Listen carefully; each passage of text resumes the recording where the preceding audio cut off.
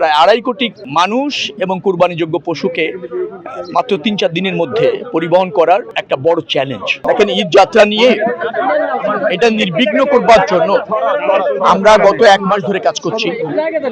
রেলপথ মন্ত্রণালয়ের সমন্বয়ে মিটিং হয়েছে, সড়কে হয়েছে, নৌ পরিবহন মন্ত্রণালয় হয়েছে, যত স্টেক হোল্ডার আছে তাদের সাথে বসেছি, হাইওয়ে পুলিশ, নৌ police, rail police, BRTA, BIWTA, BIWTC. আমরা যেখানে যেখানে যাদের দায়িত্ব পালন, পরিবহন মালিক সমিতির নেতারা এখানে আছেন, বারংবার বসেছে। তারপর ধরেন শ্রমিক যারা নেতা আছেন তাদের নিয়ে বসেছি, কিছু সমস্যা চিহ্নিত করা হয়েছে এবং সেগুলি সমাধানও করা হয়েছে। মনে রাখতে হবে প্রায় 1.5 কোটির উপরে মানুষ, এবার আরো 1 কোটির কাছাকাছি আবার আপনার কুরবানিযোগ্য পশু। তো এটাও তো পরিবহনের ব্যাপার। প্রায় 2.5 কোটি মানুষ এবং কুরবানিযোগ্য পশুকে মাত্র 3-4 দিনের মধ্যে পরিবহন করার একটা বড় চ্যালেঞ্জ। আমাদের যে অবকাঠামো, আমাদের যে আপনার ধরেন বাস, ট্রাক, যানবাহন যা আছে, এটা বড় চ্যালেঞ্জ হয়ে যায়। 3 দিনের মধ্যে এটাকে একেবারে ম্যানেজ করে নির্বিঘ্নে যাতায়াতটা আরামদায়ক করা, স্বস্তিতে করা একটু চ্যালেঞ্জ।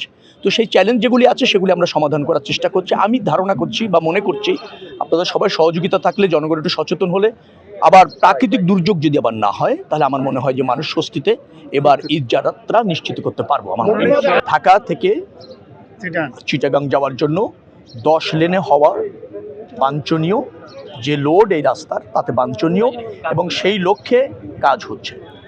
এখন তো 4 লেন আছে, 10 লেন মানে হচ্ছে 8 আপনার মূল লেন আর 2 হলো সার্ভিস লেন আর কি। এরকম ভাবে কাজ হচ্ছে। প্রকল্প বাস্তবায়ন করবার জন্য তার অনেকগুলি প্রাক প্রস্তুতি থাকে, আপনারা জানেন, এত বড় প্রকল্প। তো সেই প্রাক প্রস্তুতি চলছে।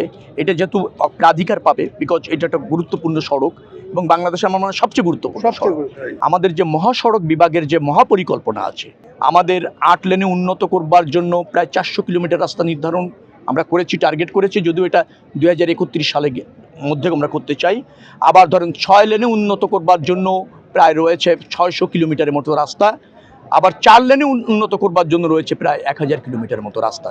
তো আমাদের এই মেয়াদের মধ্যে অথবা কিছুটা মেয়াদের বাইরেও চলে যাবে, আমরা সেই প্রকল্পগুলি শেষ করতে চাই, অথবা যেগুলি বাইরে চলে যাবে সেগুলি বড় প্রস্তুতি নিয়ে শুরু করতে চাই।